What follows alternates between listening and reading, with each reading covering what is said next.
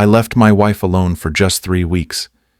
I expected peace and quiet, but returned to chaos, kombucha whispers, knitting madness, and something far worse than cheating. I never imagined that a simple work trip would lead to one of the strangest chapters in my marriage. 3 weeks ago, I left for Germany, a necessary trip packed with long meetings, awkward business dinners, and the occasional bratwurst. My wife, 39, independent and usually more than capable of handling a few weeks alone, waved me off with confidence. "I'll hang back, water the plants, binge some Netflix," she'd said casually, as if this were just any other weekend. I trusted her. Why wouldn't I? We've been married long enough that solitude isn't a threat, it's a luxury. But 2 days into the trip, the illusion shattered. I received a photo of what looked like a broken piece of sidewalk with a caption that read, "Meet Crumzilla." Apparently in a burst of domestic ambition, she'd attempted to make sourdough from scratch. The video promised a warm, crusty reward. What she got was a hardened, misshapen bread rock, created not with yeast, but Epsom salt. She hadn't realized the mistake until it cracked a corner of our marble countertop upon landing. Instead of tossing it, she put it on display above the sink like a trophy of war. I laughed. What else could I do from across the world? But that should have been my first warning. My usually organized, sharp-witted wife had started to unravel. I assumed it was a one-off, an amusing kitchen fail she'd joke about with her friends. But as the days ticked by, the updates grew more concerning. The kitchen began to resemble a lab experiment gone rogue. She tried another loaf, then gave up and pivoted entirely to something new. Raw veganism. I told myself she was just trying something different while I was away, maybe discovering a new hobby. I couldn't see the full scope yet. It wasn't until I returned home and stepped into a living room that smelled like spoiled ginger and burnt ambition that I fully understood. She greeted me with unwashed hair, a pickle jar in one hand, and what I would later learn was an attempt at knitting a scarf. Behind her, the dog sat on a kitchen chair, expression hollow, as if he too had witnessed things no pet should. In that moment, I realized something deeper had happened. This wasn't just boredom. This was an emotional tailspin disguised as quirky independence. I stood there, suitcase in hand, and thought, half seriously, maybe a simple affair would have been easier to process. When she told me she was going raw vegan, I thought it was just a phase, like the time she got obsessed with minimalism and threw out all the Tupperware. But this was different. She had conviction in her voice, like she'd joined a food-based religion. I was in a hotel room in Frankfurt, staring at my phone while she held up a mason jar filled with something neon green and pulpy. "This is spinach, kale, ginger, and I think papaya," she said, swirling it proudly. "It tastes like soil, but in a good way." I asked if she was eating anything solid, and she smiled like I'd suggested eating poison. "No, babe. Solids are toxic. I'm juicing for clarity." That clarity lasted about 3 days. She ordered 19 pounds of fruits and vegetables from a sketchy website that claimed to be earth-hugged and moon-certified. Whatever that means. The box arrived half moldy, with wilted leaves and suspicious moisture. But she was committed. She juiced everything. Beets, celery, arugula, even a purple potato she thought was a plum. For a whole week she drank only juice. No nuts, no beans, no actual meals, just liquid meals from plastic jars. Her texts became more erratic. One said, "I feel like a hummingbird trapped in a lava lamp." Another simply read, "I miss chewing." By day 5, she was dizzy, weak, and barely coherent. That's when she mistook the laundry hamper for the freezer and loaded all our frozen meals, carefully packed curries, stews, and leftovers into it. Naturally, they melted. Everything. When she tried to do laundry the next day, she opened the lid and was hit with a wave of soupy sludge that smelled like onion and betrayal. She called me crying, saying she was afraid she'd broken time. I tried to be comforting while silently Googling emergency flights home, but she didn't want me to come back early. She said she needed space to find balance. Instead, she pivoted again. Hard. Out went the juice cleanse, and in came the Pop-Tarts. She ate them frozen, toasted, even microwaved with peanut butter. She'd sit on the kitchen floor with a jar of peanut butter in one hand and a chocolate fudge Pop-Tart in the other, muttering something about balance being overrated. At that point, the dog started hiding under the couch. He doesn't like chaos. He once refused to go on walks when we rearranged the furniture. And now his human was transforming before his eyes into someone who smelled like vinegar in desperation. By the beginning of the second week, she had completely abandoned any attempt at normalcy. The woman I left in yoga pants and a ponytail was now living exclusively in a tattered blue bathrobe that had started the trip as 100% cotton, and by now was probably 70% soup stains, 20% dog hair, and 10% original fabric. She wore it every single day, and not in the cozy, self-care kind of way. It had turned into a second skin, one that she refused to shed no matter the time or occasion. She FaceTimed me once while holding a banana like a phone and wore the robe with her hair tied up in a knot that was secured with a spoon. When I asked how she was, she just said, "The robe and I are one now." I couldn't tell if she was joking. Even the dog seemed confused. He stopped sleeping in bed with her and moved his favorite blanket to the hallway, glaring at her with what could only be described as dog judgment. She said he didn't respect her new lifestyle, like he was some kind of conservative traditionalist, unwilling to accept her raw, bathrobe-wrapped existence. She started watching documentaries about fermented foods and decided she needed to connect with her gut. That's when she took up knitting. Not because she wanted scarves or needed a hobby, but because she said it helped calm her intestines. Her words, not mine. Every day she added a few misshapen inches to a lumpy ball of yarn that looked less like a scarf and more like a collection of knots having an identity crisis. When I asked what she was making, she said, "I'm not sure, but it's warm and soft, so maybe that's enough." She talked to the scarf like it was her roommate.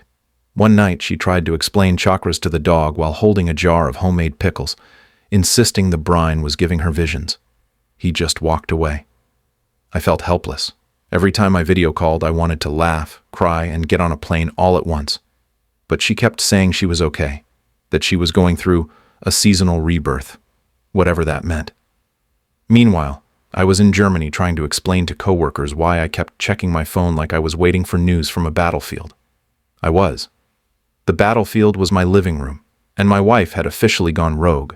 Coming home after 3 weeks of corporate small talk, flight delays, and an unhealthy amount of schnitzel, I expected a tired wife, maybe a messy kitchen, possibly a few missed packages piled by the door. What I did not expect was the scent of something fermented hitting me like a slap the moment I opened the door. It wasn't just sour.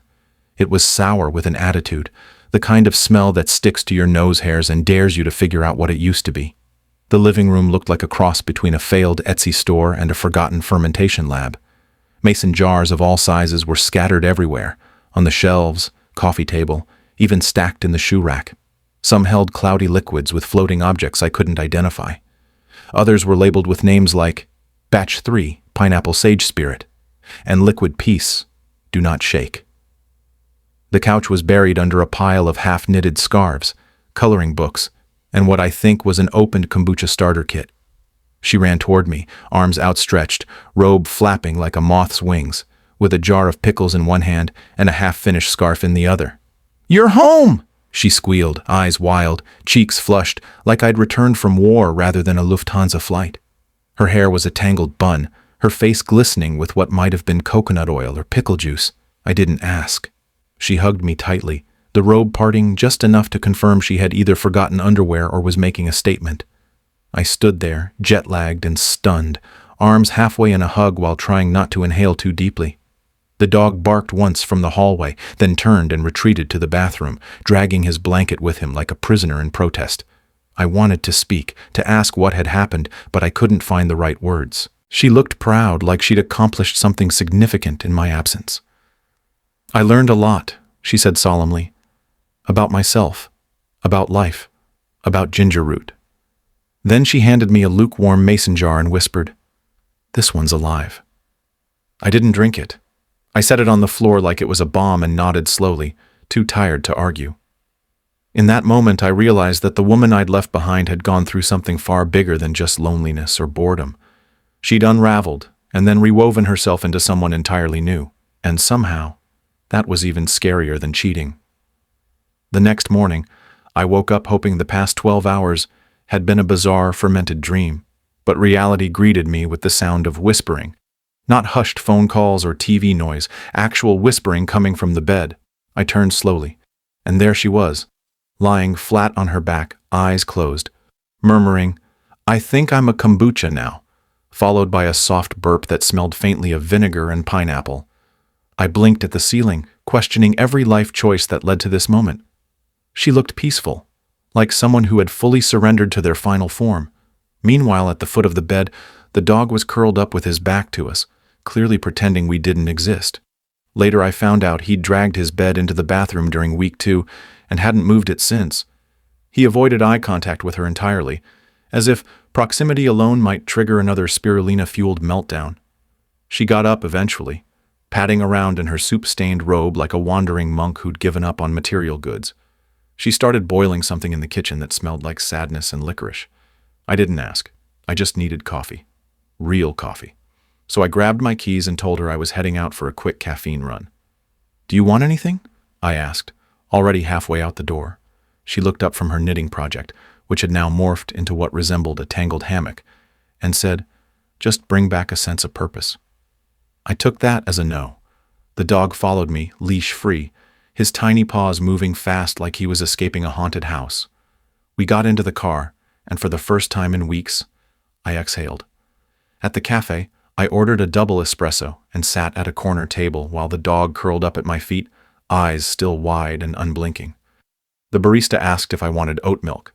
I paused for a beat and then answered, "No thanks, my trauma already comes in liquid form." She laughed awkwardly, not realizing I wasn't really joking. I sat there, sipping espresso like it was holy water, trying to piece together what had happened in my absence. My wife didn't cheat. She didn't party or lose herself in some scandal. Instead, she unraveled quietly, thread by thread, until the woman I knew had knitted herself into something bizarre and unrecognizable. And somehow that quiet collapse was harder to process than betrayal. Sitting in that cafe with my schnauzer curled up like a veteran of emotional warfare, I couldn't shake the feeling that something permanent had shifted. I wasn't angry at her. Not really. That was the weird part. Most people would expect fury, betrayal, maybe an ultimatum or a dramatic confrontation. But all I felt was confusion, mixed with this deep, aching helplessness. It's like I had left behind a functioning adult and come back to find a woman who had been slowly sinking into her own eccentricity, one juice blend and misused appliance at a time. She wasn't trying to hurt anyone. She wasn't self-destructing out of malice. She was just lost. And the worst part? I hadn't seen it coming. I thought giving her space was a form of respect. I figured she needed quiet, not check-ins. And now here I was, drinking overpriced espresso, trying to figure out how to help someone who might not even realize she needed help. Our dog, once the happiest, tail-wagging alarm clock in the house, looked up at me like he'd aged a decade. His fur seemed grayer, his eyes a little duller, and I couldn't help but feel guilty for both of them. While I was busy networking and pretending to care about regional logistics trends, my home life had quietly imploded under a mountain of fermented vegetables and unraveling yarn. I wondered what the neighbors must have thought. Had anyone checked on her? Had anyone knocked on the door and asked, "Are you okay?" Or were they just as afraid to get involved, like watching someone dance too close to the edge of a cliff? I stared at my phone, half expecting another cryptic text from her, something like, "The scarf is almost sentient now," or, "Is it normal to feel the earth breathing?" But nothing came, just silence, and in that silence, the weight of it all finally hit me. This wasn't just a quirky breakdown, this was loneliness turned inward, a slow, burning unraveling that no one saw because it didn't come with fireworks. It came with spoiled kale and whispered kombucha confessions.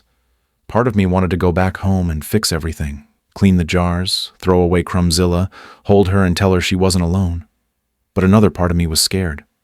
Because what if this wasn't a moment? What if this was a shift? What if she liked the new her better, even if it came with pickled onions and psychic tea leaves? Driving back home felt like approaching the epicenter of a very localized, very personal natural disaster. The roads were quiet, the sun too bright, and even the dog seemed hesitant as we pulled into the driveway. He looked at the front door the way you'd look at a haunted mansion in a horror film, like he knew what waited inside. I took a deep breath before unlocking the door, already bracing for the scent of kombucha and emotional residue. Inside, nothing had changed. The air still carried that sharp, sour edge like a salad gone rogue. She was on the couch, wrapped in her robe, one leg tucked under her, knitting furiously with a concentration that belonged in a lab, not a living room. She looked up when I entered, eyes wide with what I thought was excitement, but turned out to be something else. Uncertainty. "You came back," she said, like she honestly wasn't sure I would. I didn't know how to respond. Of course I came back. This was my home, my marriage. But in her mind, maybe things had gone so far off the rails that my return felt optional. "Yeah," I said softly, setting my keys down. "Of course I did." The dog darted to the bathroom like he was reclaiming neutral ground, and I sat across from her, knees aching from the tension of the past few weeks. "How are you feeling?" I asked, not in a generic way but with real curiosity, trying to cut through the layers of robe and fermented defense mechanisms. She paused, looking down at her knitting, fingers still moving. "Like I went on a journey without leaving the house," she whispered. "I didn't know being alone would be so loud." That hit me harder than I expected. Because yeah, sometimes silence screams. And when you're left alone with your own thoughts, your mind can turn on you in the quietest, strangest ways. She didn't cry. She didn't apologize. She just sat there, vulnerable and tired, like someone who'd fought off something no one else could see. I crossed the room, sat beside her, and pulled the scarf out of her hands. It was a mess of yarn, uneven and full of weird color choices, but it was hers. "Let's fix things slowly," I said, not really sure what fix even meant anymore. She leaned her head on my shoulder. For the first time in weeks, the house felt a little less haunted. The next few days were a quiet, uneasy kind of recovery, like walking barefoot through broken glass. You move slow, careful, hoping not to make things worse. I started by opening every window in the house, letting fresh air sweep through like a reset button. The dog seemed to approve, spending hours sunbathing near the back door, cautiously wagging his tail like he was learning how to trust the space again. She, on the other hand, moved in a haze. She wasn't quite the eccentric, robe-draped version of herself anymore, but she wasn't exactly back to her old self either. She wore clothes again, still mismatched, but at least they were clean. And she switched from drinking strange brews to actual tea, the kind from a bag. She even managed to make toast without cracking a countertop. But there was a heaviness in her movements, like every step was part of a slow apology. I didn't push her.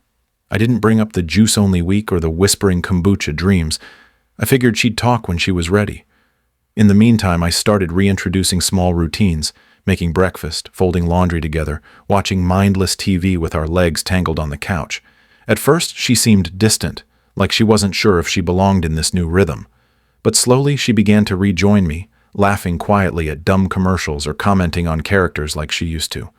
One night, we sat together eating dinner, real dinner, with solid food and utensils, and she finally looked up and said, "I don't know what happened. I thought I was okay.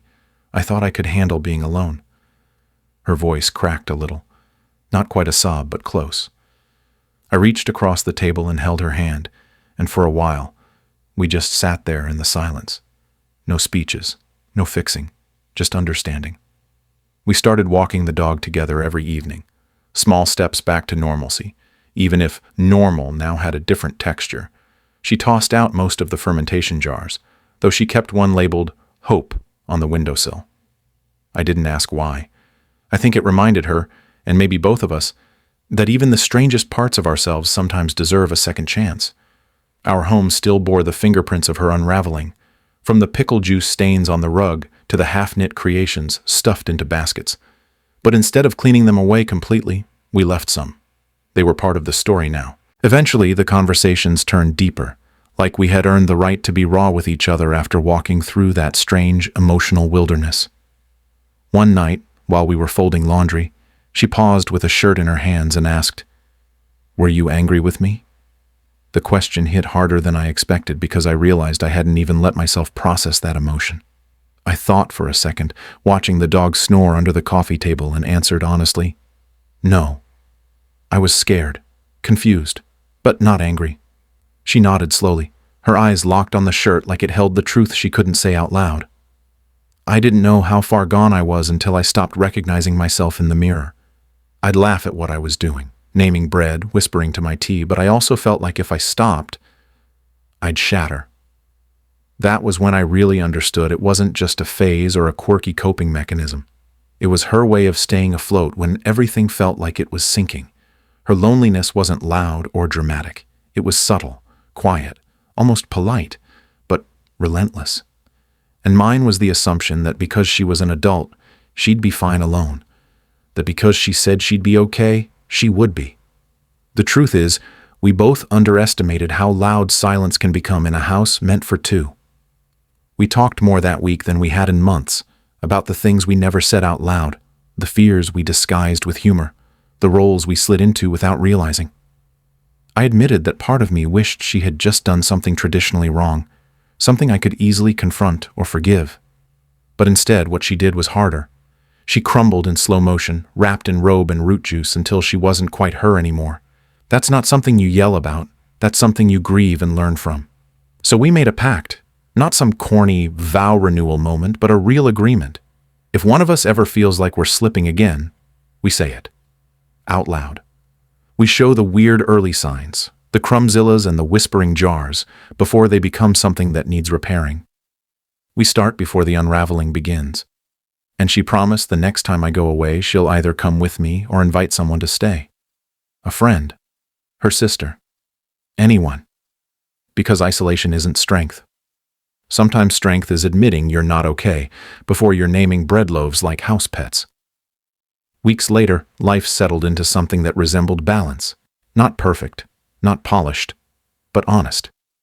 We had new habits now, like morning check-ins over coffee, where we didn't just talk about errands or weather, but actually asked, "How are you really?"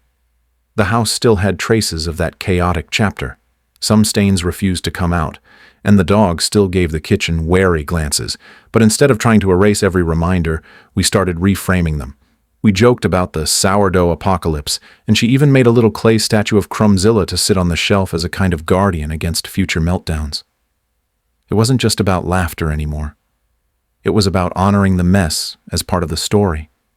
And in a strange way, those 3 weeks she spent alone didn't just break her. They broke open something in both of us. We had spent years functioning like a well-oiled machine, assuming things were fine because the wheels kept turning. But now we saw each other clearer. We knew how fragile the human mind could be, how easy it was to fall apart quietly when no one was watching, and how important it was to witness each other, even in the smallest ways. She signed up for a creative writing workshop, something she'd always wanted to do but never made time for. She wrote a piece titled 3 Weeks of Pickled Solitude, and when she read it aloud to me, I laughed and cried in equal measure. I think that was the moment I stopped wishing she had just cheated, because what she went through wasn't a betrayal. It was a cry for help the only way she knew how to give it, and I had the privilege of being the one who could answer that call. We weren't the same couple we were before. We were softer around the edges, a little more aware, a little more flawed, but a lot more connected. There was a tenderness now in how we touched each other's shoulders, how we left notes on the fridge, how we listened without needing to fix. And every now and then, when the dog curls up in the bathroom out of habit, or she absent-mindedly hums to her kombucha jar, we don't panic. We smile. Because now we understand that even the strangest chapters in a marriage can become the ones that hold the most meaning.